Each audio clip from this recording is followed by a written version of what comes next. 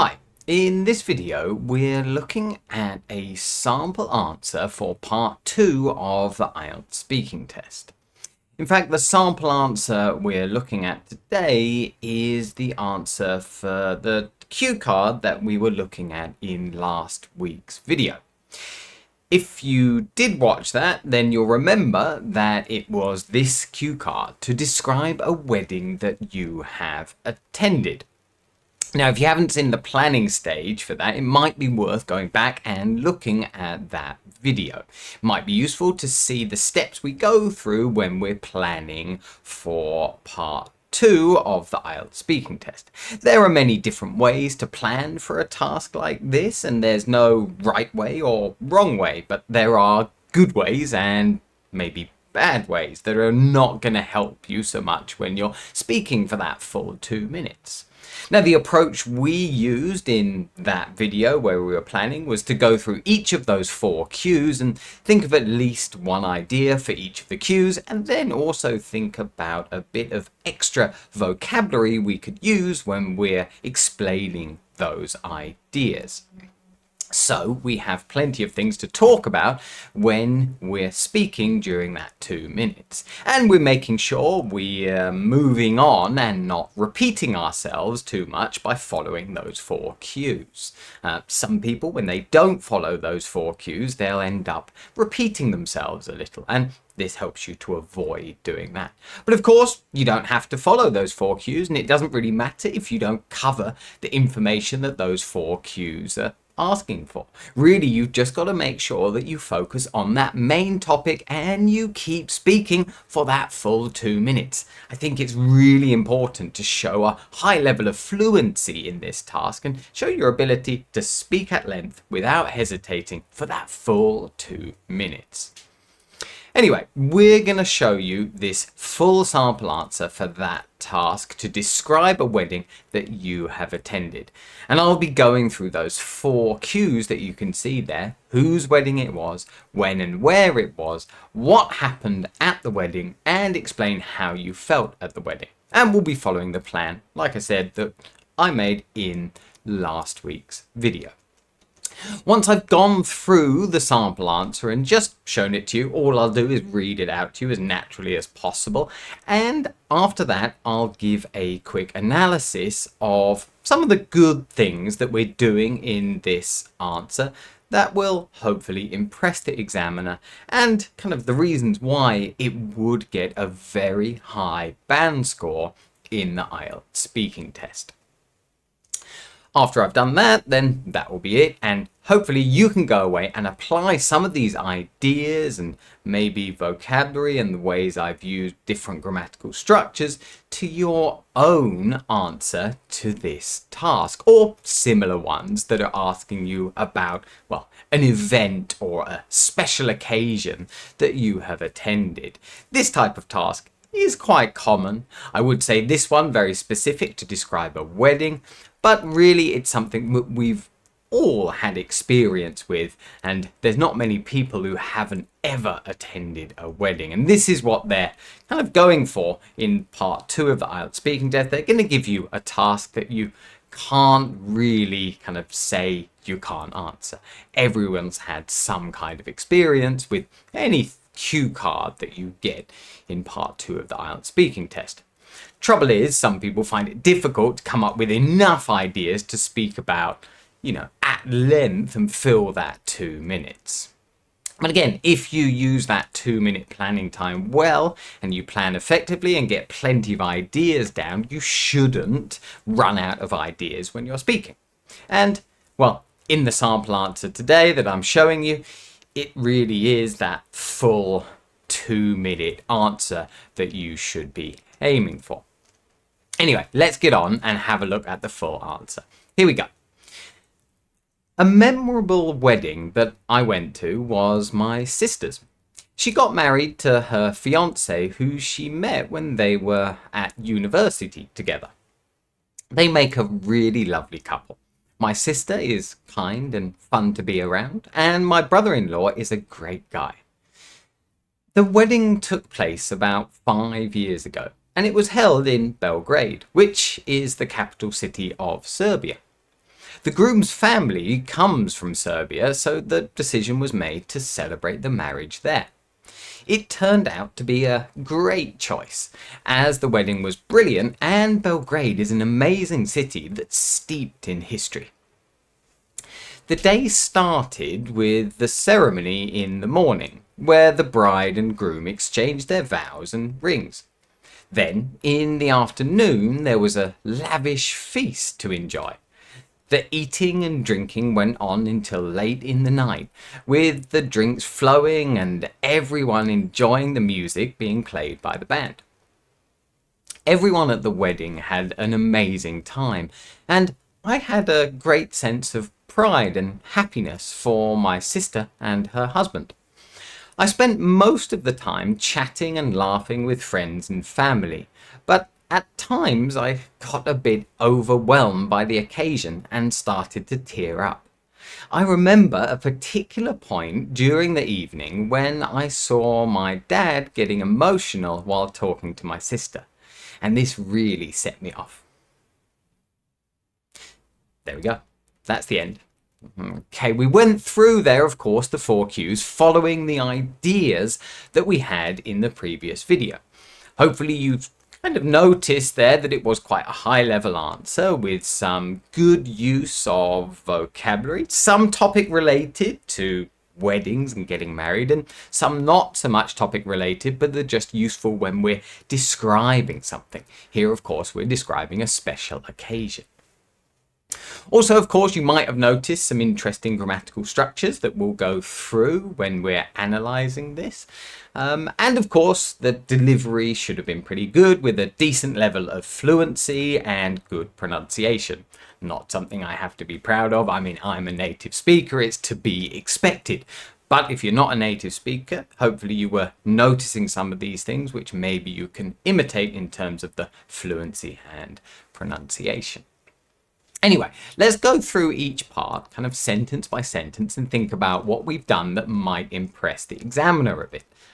So, if you noticed in that first sentence that we gave when we're starting, we're kind of using the task statement from the cue card, where it asks us to describe a wedding that you have attended. Well, we've just changed the structure a little bit and changed a bit of the vocabulary, but we're basically just using that sentence to begin. You don't have to. This is one thing that we can do. A memorable wedding that I went to was my sister's. So yes, we've described it with an adjective, the word memorable, meaning easy to remember, that I went to. Well, rather than saying that I attended, I say I went to. So we've paraphrased a little bit there, and of course we've kind of changed the structure of that sentence a bit as well. Kind of quite an ideal place to show our skill of paraphrasing here, because of course we have time to think about it before we start speaking. You get that 1 minute preparation time. So then we move on and we give a bit more detail about, well, whose wedding it was, because, well, that's the first cue that we want to cover here. And we said, well, she, of course, my sister, and this is a way of linking our sentences here and kind of improving our fluency and coherence. She got married to her fiance. Okay, there we go. Now, of course, we don't want to keep repeating the word wedding. We've got another kind of phrase here that's related to weddings: to get married to someone. Of course, we could say to marry someone there, but here it's very, very common for native speakers to use this phrase, to get married to. And of course, I'm using the past tense, got married. So she got married to her fiance. Well, again, a bit of topic related vocabulary there. Your fiance, the person who you plan to marry, right? You've promised each other, you're going to marry each other, and then you can call that person your fiance, who she met when they were at university together. So, all focusing at the moment on the past tenses, because it makes sense. We're referring to this event that happened in the past and a time when they met in the past. But then if you notice in the next sentence, I'm describing these two people, And I'm using the present tenses because they exist now. And that is fine to do. It's not wrong. And it shows a bit of variety in tenses. So in this sentence, you can see I said they make a really lovely couple. Nice simple sentence there, nothing too complex. But I'm kind of, yes, linking again with the pronoun they to those two people, my sister and her, well, now husband, make. So I've not used the past tense there because, well, they still make a really lovely couple. And I've described them in the next sentence using the present tenses again. My sister is kind and fun to be around. So we've got some nice adjectives there, quite simple, kind and fun. And my brother-in-law is a great guy. Well, the adjective great there. Nothing too complex there, but we've kind of covered that first cue. We've given a bit of detail on whose wedding it was. And then we've got to move on next to the next cue, which was when and where it was. So of course, I start by answering that very directly in my first sentence. The wedding took place 5 years ago, or about 5 years ago, and it was held in Belgrade. So we've got when and where there straight away. We've got a nice phrasal verb there with take place, or in the past tense, took place, which basically means to happen or to occur. It's a nice phrasal verb there, which might impress the examiner a bit. I mean, it's idiomatic vocabulary there, commonly used by native speakers. Then you see in the next part of the sentence, we say it, which of course links to the wedding, was held in Belgrade. Bit of variety with grammar here. We're using the passive voice, right, to refer to, well, the wedding that was held, or, you know, people held the wedding. But this is a very common thing to do when we talk about events and special occasions. We use the verb hold, but in passive voice. So the event was held.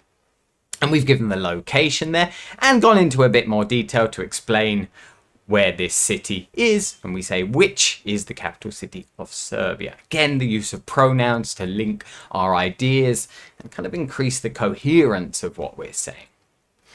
Then we move on and, well, explain a bit about the location and why we chose that as the location of the wedding.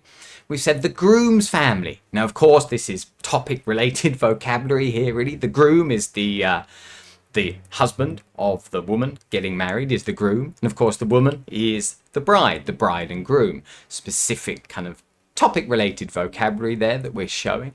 The groom's family comes from Serbia. So again, this mixture, right, of kind of talking about the past, then going in to talk about the present as well, which shows kind of this flexibility with the tenses that we're using here.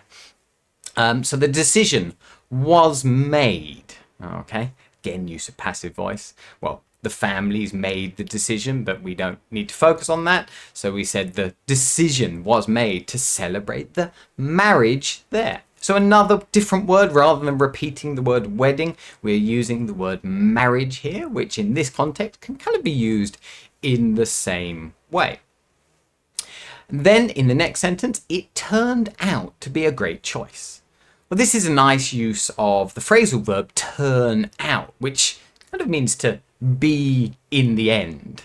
Okay, to turn out, the way something is in the end, the final result of something. So it turned out to be a great choice. Nice way of avoiding the repetition of decision there by using the word choice, as the wedding was brilliant. Nice adjective, again, to describe the wedding.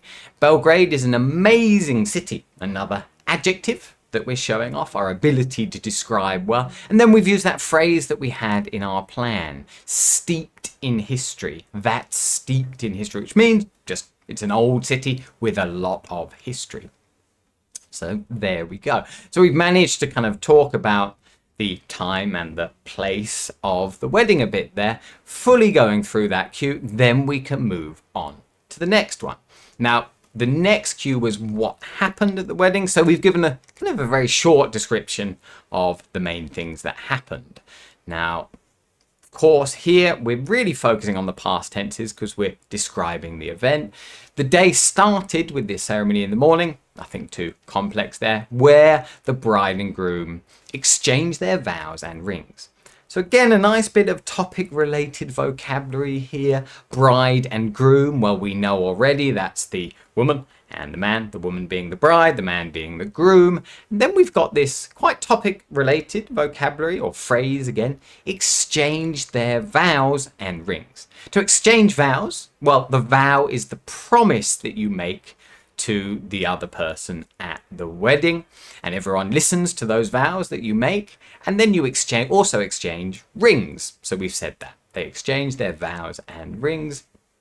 Then in the afternoon there was a lavish feast. So remember that from the plan, lavish feast, which means, well, a lot of really delicious food that was served to enjoy. And then we carry on and we say the eating and drinking went on until late in the night. Well, here again, another use of phrasal verbs. Notice this common occurrence of phrasal verbs here, which is kind of idiomatic vocabulary. Went on. I mean, it just means continued until late in the night. But a nice use of an idiomatic phrase there, with the drinks flowing. Again, this is nice. Nice use of vocabulary to say drinks flowing, which means, well, there were a lot of drinks being drunk. A lot of people were drinking. So the drinks flowing and everyone enjoying the music being played by the band. So there we go. We've described the event in a bit of detail there. And then we can move on to that final cue, which is explain how you felt at the wedding.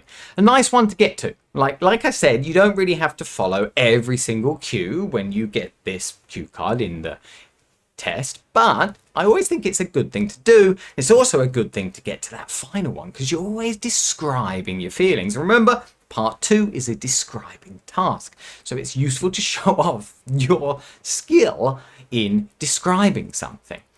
So you can see here, everyone at the wedding had an amazing time. So another use of an adjective there, amazing, to describe the time we had. And I had a great sense of pride and happiness for my sister. Well, here we're describing feelings, actually not with adjectives, but with nouns. A sense of pride. Well, I felt proud. Proud would be the adjective, but maybe we just wanted to show off the use of a noun there to describe feeling, pride and happiness. So there we go. For my sister and her husband. Then I spent most of the time chatting and laughing with friends and family. Quite simple. But at times I got a bit overwhelmed by the occasion. Now, this is something we planned for really when we were doing the plan in last week's video, but to feel overwhelmed is maybe to have too much emotion, either positive or at times negative. In this case, it was positive, and started to tear up. Now, again, a phrasal verb here that we did mention in last week's video, but it's to feel like you're going to cry or you're very, very close to crying, to tear up. And then we describe that in a bit more detail where we say, I remember a particular point during the evening when I saw my dad getting emotional. So a word we did plan to use in this part of our description while talking to my sister. And this really set me off. Another phrasal verb here, to set me off, which in this context really means to kind of make me start doing something. And really, kind of the context that this works with could be to start crying, maybe with other emotions, to start kind of laughing as well, to set me off. Something can set me off. And here it's, well, crying, right? But in a happy way, about a happy occasion. So there we go.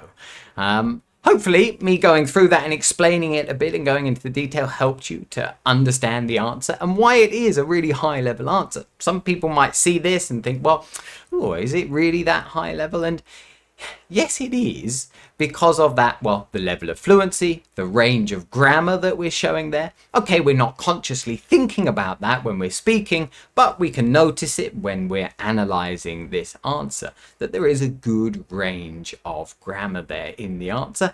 And the vocabulary, okay, it's not this super complex academic vocabulary, but that's not what the examiner's looking for in part 2 of the IELTS speaking test. We're using the kind of vocabulary native speakers use on a kind of day-to-day basis, this kind of idiomatic vocabulary. You would have noticed here we've got quite a lot of phrasal verbs in this answer, and that's something that would qualify as idiomatic vocabulary.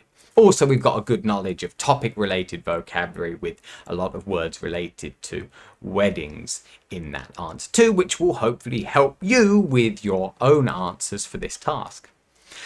So I hope it's been helpful, and you can go away and plan your own answers and practice giving them. If it has been useful to you, then do remember to click the like button. And if you haven't already, remember to subscribe to the channel so you don't miss out on any similar videos in the future. There we go. Thanks for watching, and see you in the next video.